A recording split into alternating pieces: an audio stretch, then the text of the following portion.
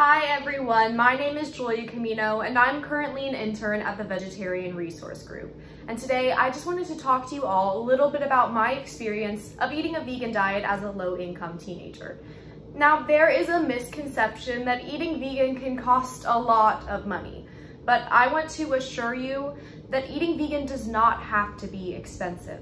And today I'm going to share with you some of my tips and meals for making a vegan diet more affordable. Now, as a recent high school graduate, I know firsthand how busy many teen schedules are. But no matter if I slept through multiple alarms in the morning or if I had to get to a meeting before school, I always made sure to make time for breakfast. And one of my favorite, easy to make and quick breakfasts is oatmeal. Now, the first thing that I do when making oatmeal is decide what toppings I want to put on my oatmeal. So like I'll be putting chocolate chips and some craisins today, as well as some pecans and a banana. So now that I have all of my toppings ready, I'm going to start actually making the oatmeal. So you want to do 1 part oats to 2 parts water.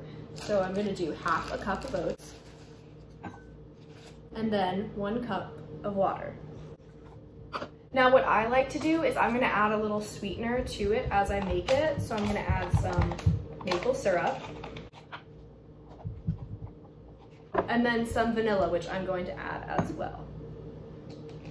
And now that I'm going to pop this in the microwave and then I'll be back. Now that it's out of the microwave and ready to be plated up, I put all of my toppings on it. So I'm gonna put some banana, some chocolate chips, some craisins, and then some pecans.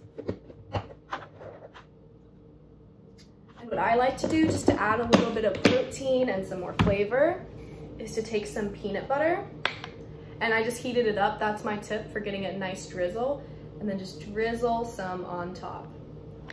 And then voila, you have some easy and delicious oatmeal. Now, when it comes to making lunch, there are so many delicious dishes that you can make out of beans and lentils. There are so many dishes that you can make from these staple items that you can find for very low prices at your grocery store.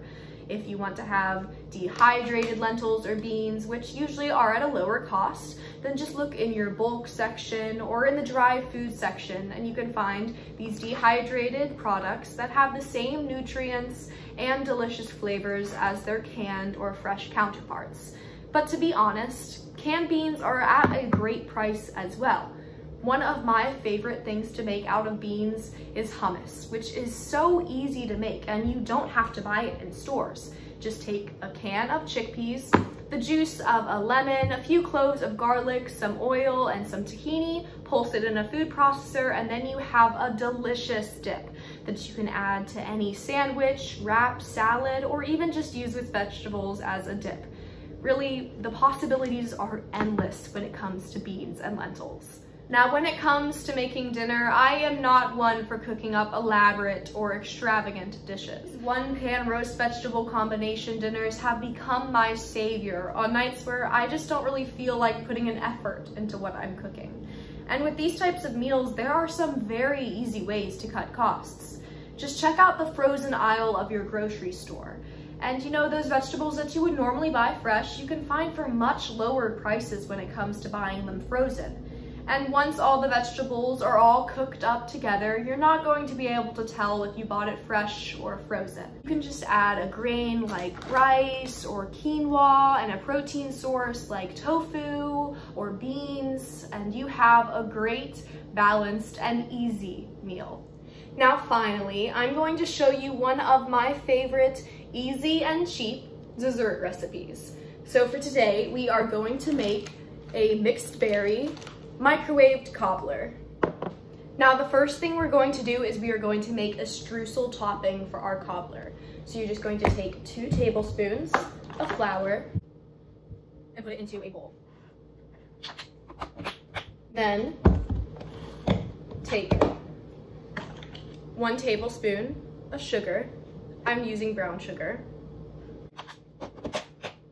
And then you're going to get your coconut oil and you're going to take half a tablespoon of that and add it to your dry mixture.